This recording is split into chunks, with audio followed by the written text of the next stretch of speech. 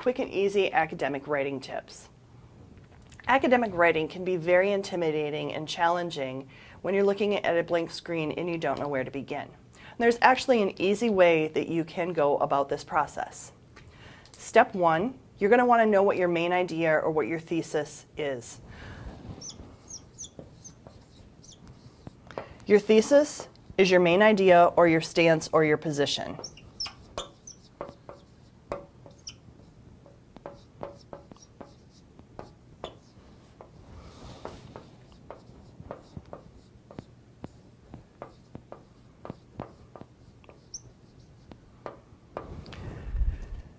In your very first paragraph, which is called your introduction, you're going to want to make sure that you address your main idea and you tell your audience what you're going to be talking about.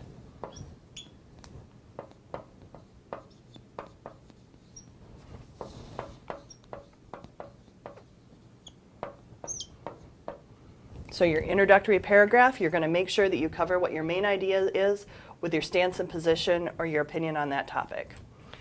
Under your main idea, you're going to have your supporting details or the main facts that you are citing to back up your argument.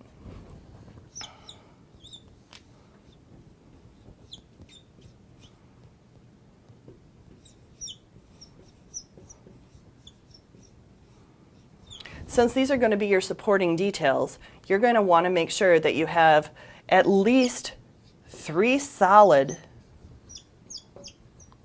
topic sentences underneath your main idea that are providing support to your overall thesis or your overall idea.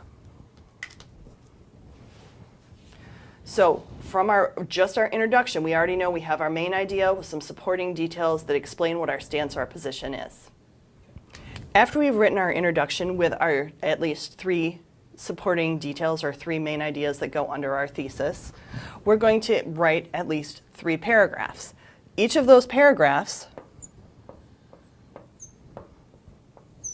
are going to be our supporting details, and we're going to back that up with examples, details, allegories, stories, other facts that support this main idea, thesis, and subsequently the main details that we mentioned up here in our introduction.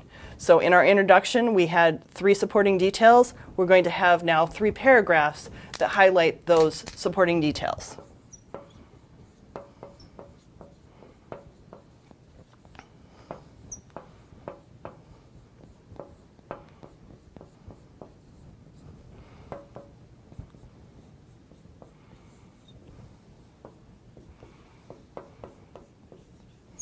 And as I said, under these supporting details, we're going to have examples.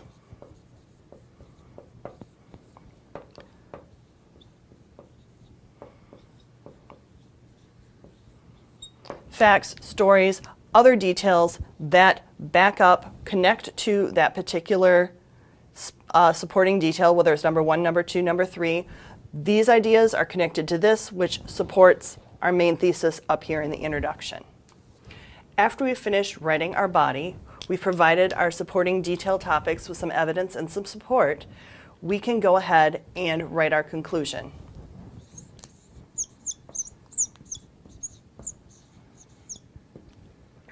A conclusion serves 2 main purposes.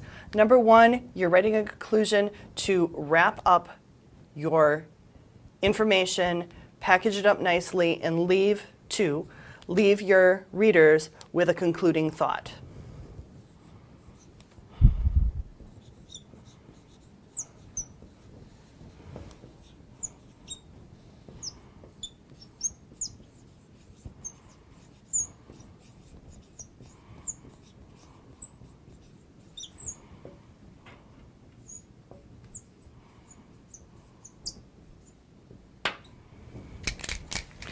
In the idea of a conclusion, this is the spot where we do our summarize and our synthesis. And our summarizing and our synthesis is exactly what we're saying here. We're writing it up, we're leaving a strong concluding thought.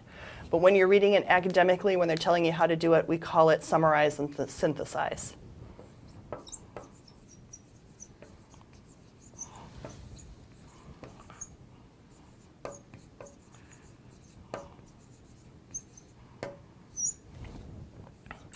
and that's what it is.